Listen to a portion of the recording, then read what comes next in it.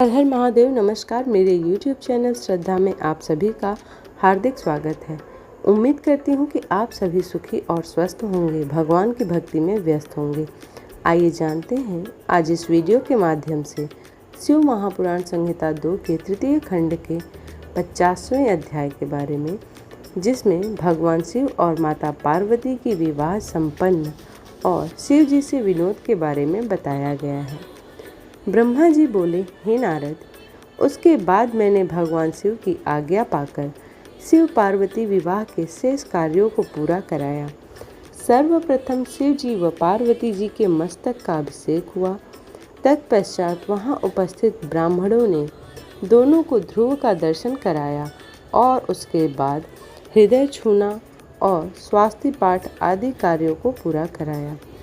यह सब कार्य पूरे होने के बाद भगवान शिव ने देवी पार्वती की मांग में सौभाग्य और सुहाग की निशानी माने जाने वाला सिंदूर भरा। मांग में सिंदूर भरते ही देवी पार्वती का रूप लाखों कमलदलों के समान खिल उठा। उनकी शोभा देखते ही बनती थी। सिंदूर से उनके सौंदर्य में अभिवृद्धि हो गई थी। इसके पश्चात शिव पार्वती को एक साथ एक सुयोग्य आसन पर बिठाया गया और वहां उन्होंने अन्नप्राशन किया। इस प्रकार इस उत्तम विवाह के सभी कार्य विधि विधान से संपन्न हो गए। तब भगवान शिव ने प्रसन्न होकर इस विवाह को सानंद संपन्न कराने हेतु मुझे ब्रह्मा को आचार्य मानकर पूर्ण पात्र दान किया। फिर गर्ग मुनि को गोदान किया तथा वैवाहिक कार्य पूरा करने में सहयोग करने वाले सब ऋषि मुनियों को 100 स्वर्ण मुद्राएं और अनेक बहुमूल्य रत्न दान में दिए। तब सब और आनंद का वातावरण था। सभी बहुत प्रसन्न थे और शिव पार्वती की जय जयकार कर रहे थे। तब मैं, श्री हरि और अन्य ऋषि मुनि सभी देवताओं सहित शैलराज की आज्ञा लेकर जनवासे में वापस आ गए। हिमालय नगर की स्त्रियां, पुरनरियां और पार्वती की सखियां भगवान शिव और पार्वती को लेकर कोहबर में गईं और वहां उनसे लोकाचार रीतियां कराने के उपरांत उन्हें कौतुकागार में ले जाकर अन्य रीति रिवाजों और रस्मों को सानंद संपन्न कराया। केली गृह में भगवान शिव और पार्वती के गठबंधन को खोल गया। उस समय शिव पार्वती की शोभा देखने योग्य थी।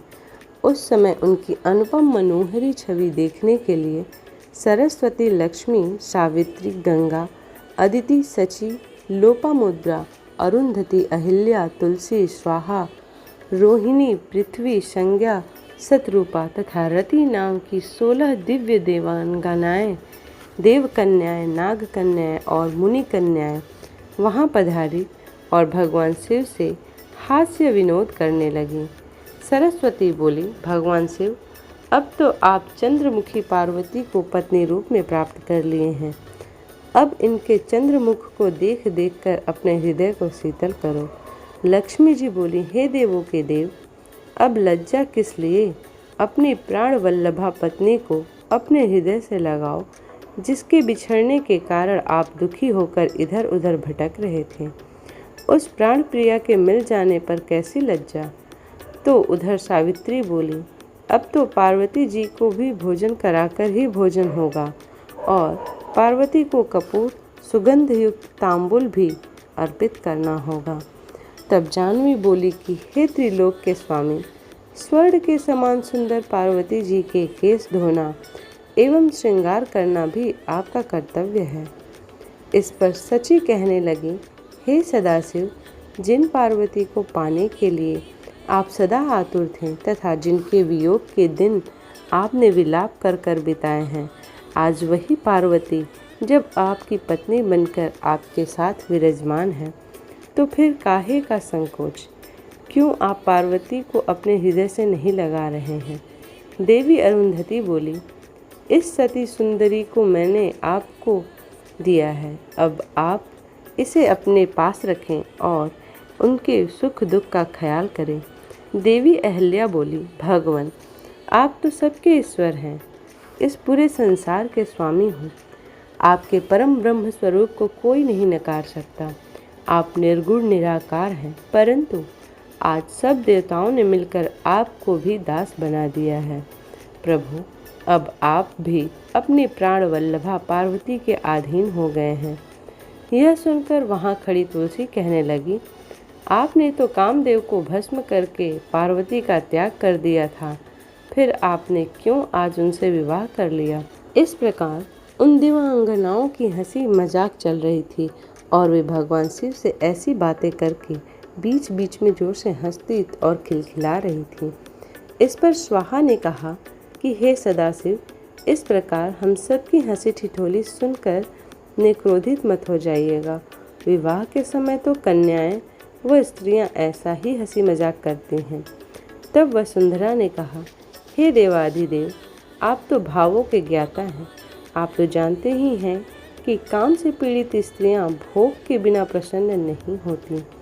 प्रभु, अब तो पार्वती की प्रसन्नता के लिए कार्य करो। अब तो पार्वती आपकी पत्नी हो गई, उन्हें खुश रखना आपका परम कर्तव्य है। इस प्रकार स्त्रियों के विनोदपूर्ण वचन सुनते हुए भगवान शिव चुप थे, परंतु जब स्त्रियां चुप न हुईं और इसी प्रकार उन्हें लक्ष्य बनाकर तरह तरह की हंसी वाली बातें करती रहीं, तब भगवान शिव ने कहा, हे देवियों, आप लोग तो जगत की माताएं हैं। माता होते हुए पुत्र के सामने इस प्रकार के चंचल तथा निर्लज्ज वचन क्यों कह रही हैं? तब भगवान शिव की ये वचन सुनकर सभी स्त्रियां शर्मा कर वहाँ से भाग गईं।